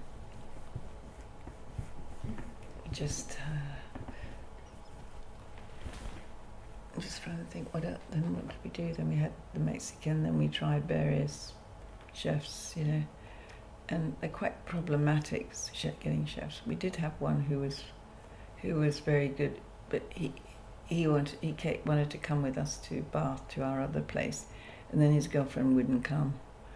But Francesco was Italian, and he was an amazing chef as well. Absolutely, you know, he'd put your plate down. Someone else put it down and it'd be crooked, he'd go and straighten it. Yeah, really, you know, obsessed with that part. But I suppose if you're proud of your food and it should be displayed a certain way, do it properly. I really liked him, and he took a great interest in the pub and thing. It's finding people who are actually, okay, you're not going to expect someone to love it as much as you do or whatever. It's just finding someone who gets it. They understand the, you know, I have 4 barmen, and they all work 1 day a week for me only. Only 1 out of the 4 gets it.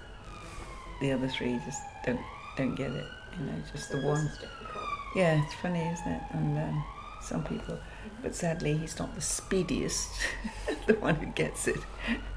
So he's a bit slow, and I have to hurry. It's always difficult to find the right people, I guess. It is, you know, to get the right. But I'm quite happy with the 4 of them, and I think 1 day a week's good. You don't get sick of each other, you know, working with the same person night after night, because it's quite a stressful job because you're dealing with the public, you know, and you're dealing with alcohol, which is a drug. And I'm surprised that they just let. In Australia, you have to take an exam before you can work behind the bar. They should do that here, because you get so many people serving drunks, and they don't realise that they're breaking the law, or they don't care. So, but at least I'm happy at the moment with those, and Glad to know. can't think. I'm just curious, because you serve dim sum and noodles here. Was it because you were remembering the taste you had in Hong Kong and you want to recreate that to some extent, or was it just because Chinese food is popular, or is it sort of a combination of different reasons? Yeah, because I wanted dim sum because there was no dim sum around then, of note anyway, and so through my Chinese friends, my Chinese mafia, they found me found me Adong. Botman, who's my friend, he has a hotel in Harrogate. That's how we met him in the beginning. But he'd been in England a long time. You know, his kids are all born here and everything. And so he found me Adung, because Adung did not want to work in Harrogate. He wanted to come to London, stay in London, because his daughters, you know, Kitty was at home. And Cindy was the other one, and Cindy was living at home. So he didn't want to be up there coming down. And then that's how we got into the dim sum. You know, but I would never do, food is just completely different. Because you're never ever going to, even the top Michelin stars can't please everyone. You know, everyone says, like, I don't like a lot of salt. And some chefs go crazy over the salt, but you can't take it away. You can add, but you can't take it away. So it doesn't mean that he's a bad chef, or that I'm, you know, have no taste in food, but it's just, so I don't think you'll see me open another dim sum restaurant, unless I've got somebody who wants to pay for it all. I see. And on your website you explained the name of Old China Oh, Hen. that's right, yeah. But for the benefit of the sort of the old archive, could you explain why the Old China Hen is called the Old China Hen? Yeah, of course. In expats over in Hong Kong and China, anyone who's lived there most of their lives and has a lot to do with China, or like my parents and I were all born there, and we're known as Old China Hands. So that's why I thought it would be a good name to name them after my parents, you know, who are both Old China Hands. And Old China is also Cockney rhyming slang for mate. My China, what is it? China plate is my mate. Like, so I just thought, it ties in.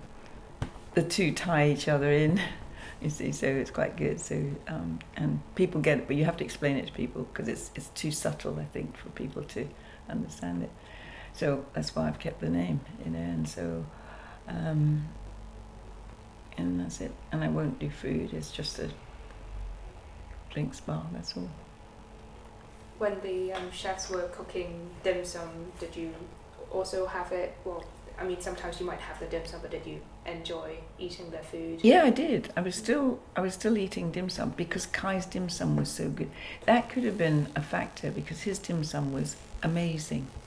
You know, it was just so delicate that it was just incredible. The flavors. It was never. How do I explain it? It was never greasy or overcooked or anything. So of course, 5 years of eating that, it was really hard to go back to dim sum in Chinatown. Completely different. but the Westerners don't understand, so they think it's fantastic. But they didn't have Kai. But the people who had Kai, still, even when I go back to Somerset, they still talk about him there because he was just so good. Oh, he sounds phenomenal. Oh, he used to do it all himself in the kitchen, and he was just. It really was. I had no idea he was so good till we lost him, till he went back to China. But I knew, and I'm sure he's very happy making lots of money. He liked money. He liked to make money. That's good. And well, I don't suppose you have tried combining sort of a British taste and Chinese taste. No, in food. Yeah, in food. No, I don't think it's. I think now it's such a competitive market out there. There's so many people trying all sorts of fusion foods and food from all over the world. Where did I see one the other day? I'd never even heard of the country, and so you've got. So I think on the food side, you should really leave it to the professionals. But do you think a Kai and a Dong, they sort of adapted in some sense to local tastes? Even though it's hard to please everybody, but... Did they adapt yeah. to? A Dong probably a little bit with the noodles, maybe. He used to, because he knew it flew off every time he made noodles.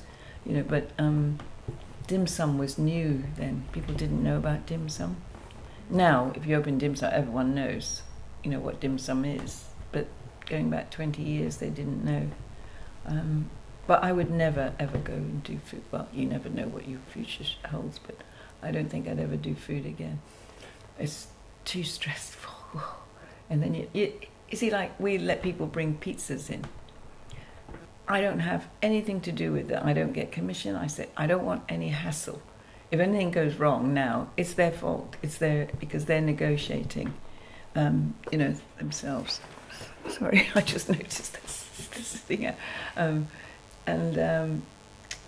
in fact, strange enough, that's what I was doing earlier on today when you came. I was trying to find someone who could do finger food for me, for a party. And my son's he wants his office party here. But we did pizzas last time, and everyone loves pizzas. It's so easy, and you eat it, and there's a box there, so it doesn't. But a few times we let people bring rice. Oh, there was rice everywhere. And look, these tables are not made for rice. You have to get them out. And then we've had cheese and biscuits. No, that's all over the place as well, crumbly. So we're sticking to the dim sum. And then now I found Paul's, and they do small versions, of. Well, I suppose it's sort of like English dim sum. They're little, and they're beautiful. Paul's is the bakery, the patisserie.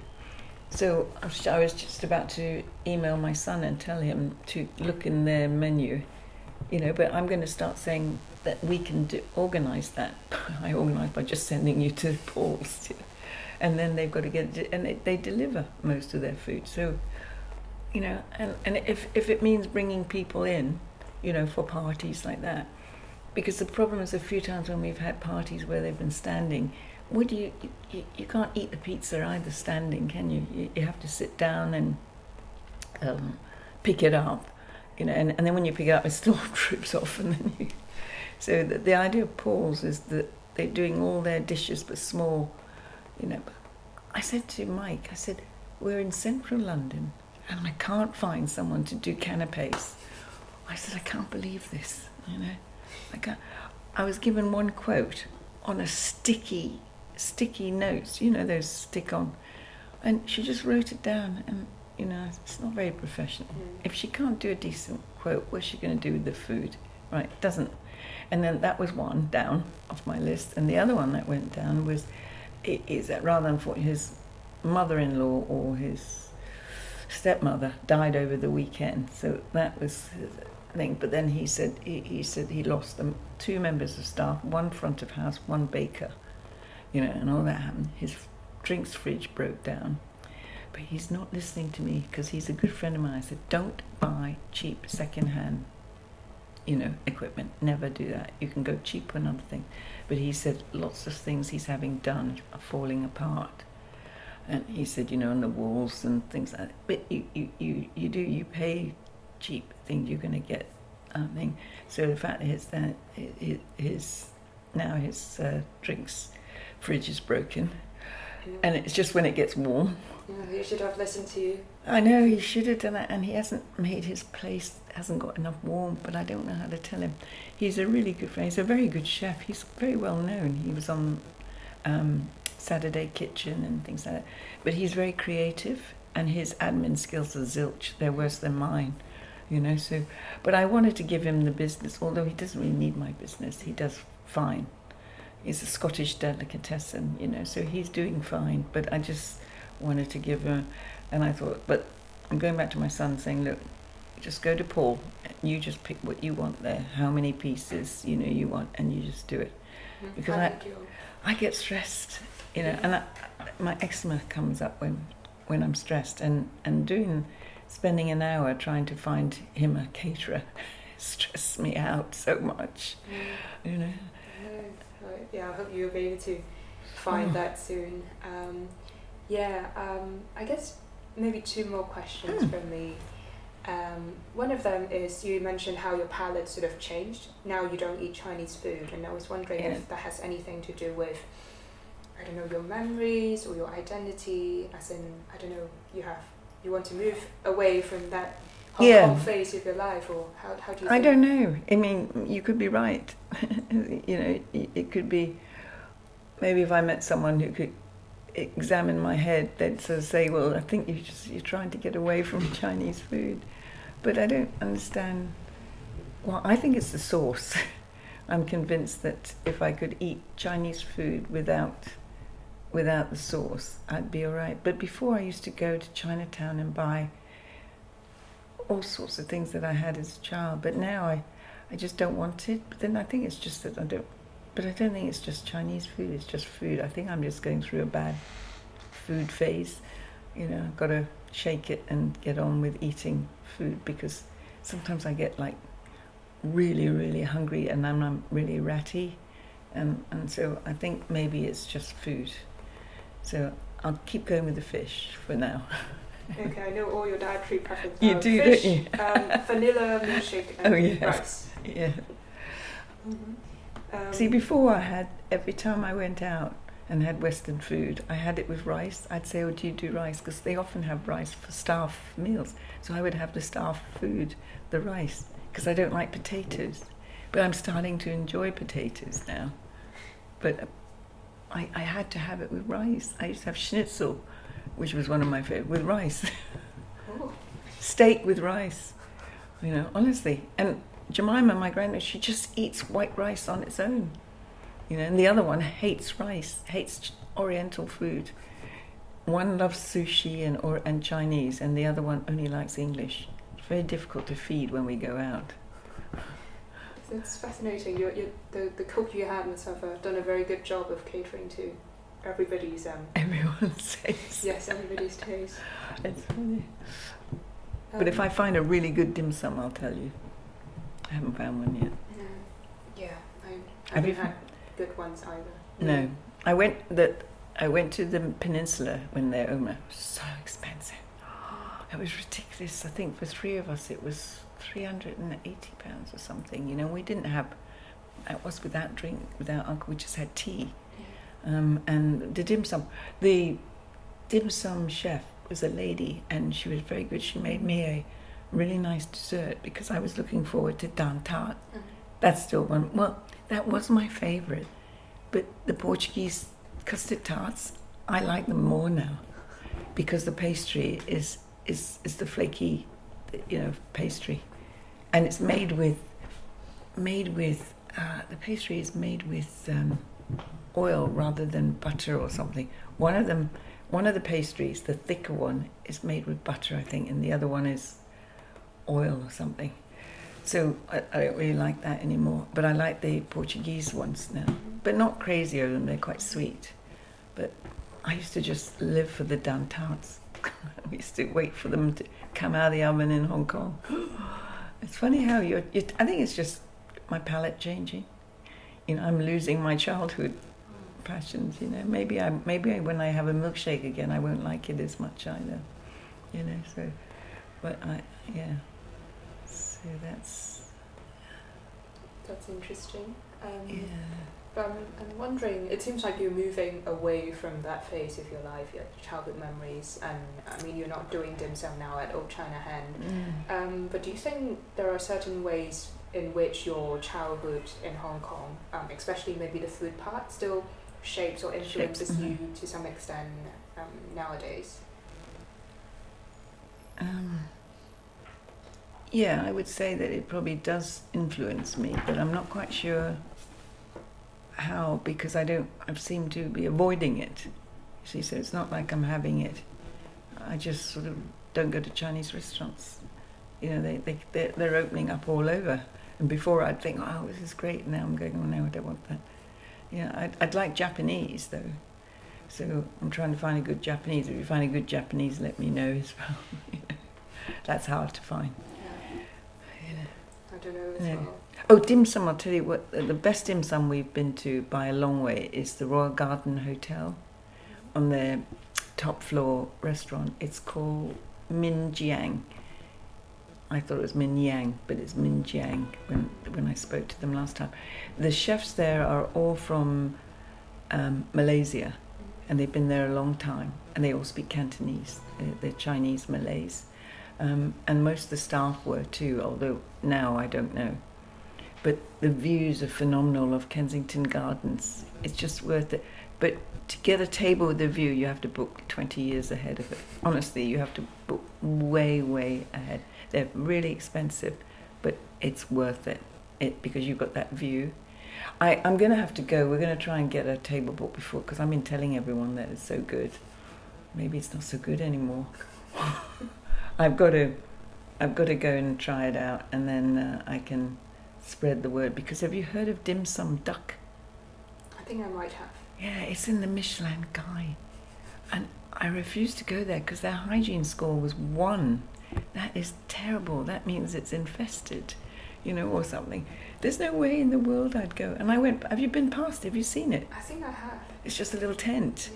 Yeah. Yeah, and I was going to walk in to see what the setup. There is no way. It was dirty. It was no way in the world I'd eat there. I don't care how good the dim sum is. I'm not eating there. Yeah, I don't want to get diarrhea. Yeah, I know. I've become very anglicised. Before the what do you call them? Dai Pai Dong. Late at night when we finished drinking at 2 a.m, we'd be eating them, and they washed the bowl in the drain. But I used to eat that. I never got ill.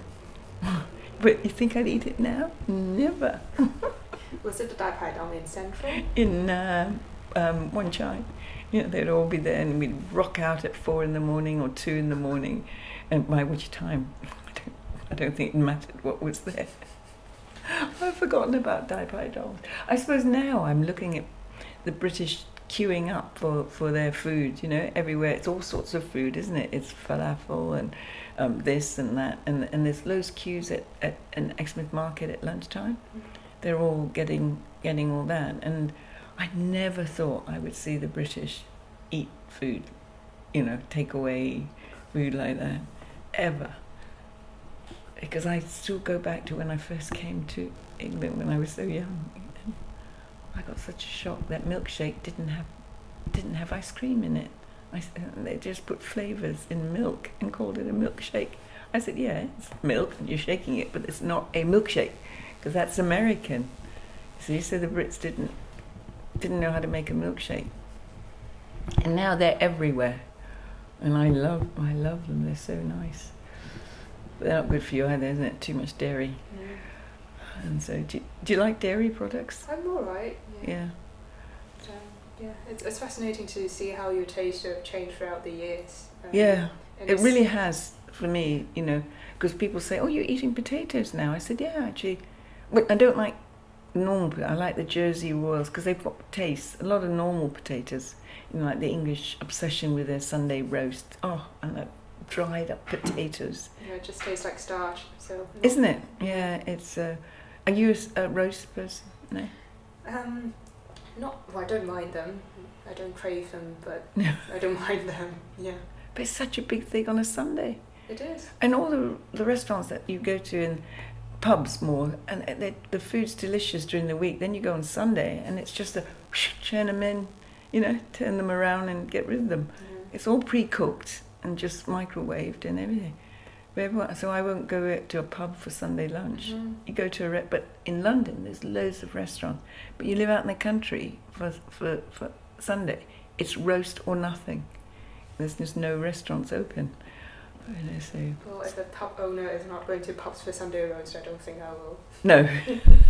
That's good advice. What's your favourite food then? What would you say you like most? I don't really know. I always struggle to answer questions about favourites. I guess I'm just wishy-washy about a lot of things. Like I'm fine with a lot of movies and a lot of books and a lot of food. Yeah. So I don't really have a favourite. Don't have a favourite. But not even food. If someone says, we're treating you for dinner, you choose the restaurant. What kind of restaurant would you choose? Well, I guess I don't mind sort of Cantonese food, Japanese, maybe Asian type. Asian more than... Yeah. So Middle Eastern, I haven't had that as a child. Yeah. So, I mean, I can have it, but I don't enjoy it that much. No, I don't either. And probably the same reason. Yeah. Didn't have it as a child. Yeah. And it is what you're used to, isn't it? Yeah, I think so. So, even though you said, you're no longer having some of the food that you had as a child, but I think it's still... I'm still thinking about it though. Yeah. Maybe if I found a really good Chinese restaurant, then I could... Oh, actually, I know this is a bit blasphemous saying it, but the Richard Caring's, the Ivy, is it the Ivy group of restaurants, And they have the Chinese, I don't know what they're called, but they do Oriental food, kind of Western-y style, but that I will eat. Oh, I know which one, Ivy, yeah. Yeah, the Ivy... whatever it's called, Ivy, I don't know what it's called. So they've got the Ivies and then they've got the Ivy. Did they not have sauce in the food? Yeah, they did. No. Do you still eat it? But I don't seem to remember sauce as such. I think everything had the sauce with it, but not on top of it. What is it called? What are they called? The Ivy Asia. Oh, okay. There's quite a few around. Yeah, I remember seeing them. Yeah, try one of those and see what... I'd love to know what you think of it. Because how come I can eat that? Right? Oh. I've been to 2 of those, but I'll try again now. But that was before my fish craze. So I'll have to try it and see. I think that has something to do with hygiene as well. And they always have 5 out of 5 for hygiene. And I think once I see the hygiene rating, then I'm sort of okay. But if you go down Chinatown, they don't have any up because they have such low hygiene scores. So I'll spend the whole meal thinking about what I'm going to eat. So no, So I'd love to know if you. But I love Indian food, but not curries, and I don't like spice either. But I just like the flavors of Indian because a lot of Indian food is dry. There's sauces on the side or no sauce at all. And that I like, or Sri Lankan. I like their breads, naans and chapati and all that. That's nice. I prefer that to Chinese food now, which is really weird. That's interesting. Your palate is a whole mystery in itself, and it seems to surprise even yourself. I know, I am too. Yeah, I do. I like Indian food. And I would never have liked Indian food before. Because I don't like spicy food. Mm-hmm. But now I really like their flavours. I think and it's their bread, I think, as well, which is so nice. The naans and things like that. I mean, there's a curry house here, but I look at the menu and I think, oh no, I won't go in. I won't go in for that. And so that's it. Yeah, but you must try that and let me know what you think. I will try that. It's modern Chinese. Yeah, it'll be interesting to see how they sort of reinvent or adapt it. So that would be interesting. I went to the one in St. Paul's when they first opened. It was quite a few years ago. And I remember thinking, hey, this is good. The only thing I remember was their staff were Eastern European. And when you ask them a question, they haven't got a clue. They don't know how to answer you because they should get staff trained in Chinese food because they sound very silly when they go, this is nice. And no, I don't think that's right. I have a Singaporean friend, Wai Yin, and when we go out before, it's so funny when they come, when we used to go out for Chinese food, but again in the modern Chinese was where the staff were Eastern European, and they would tell us about this dish and say, oh, you don't understand, it's this. And I said, excuse me, you look at her, she's Chinese, and you're from where? And you're telling her she doesn't know her own food. Yeah, that's Oh, they were so arrogant about that. It's rather patronising. Isn't it? I know. It is. Yeah. And we used to laugh and just say, oh, you don't. Yeah, that's funny. I didn't ask the girls if they wanted to use the loo. Or I suppose they would have found the loo. It's okay. I think we can sort of just wrap up actually. Yeah, I'm sure they're fine. Poor things. Yeah. I guess just to see if you have anything to add really to everything we have said. No, I think you've covered just about everything that I can think of anyway. Okay. I won't ring you at 2 a.m. to say I've remembered something. I remember 20 more Chinese food. Yes. Let me see how I need to. I think there might be statements I need to say to end the interview. Yes, I think I just need to say, well, once again, I really appreciate your time. Oh, don't be silly. I mean, it's not just from the script, It's- but I do really appreciate the conversation is super interesting. Oh no, it was. Yeah, and well, thank you for your time. No, don't be silly. So I'll just say interview ends for the purpose of the archive. Really? Interview ends.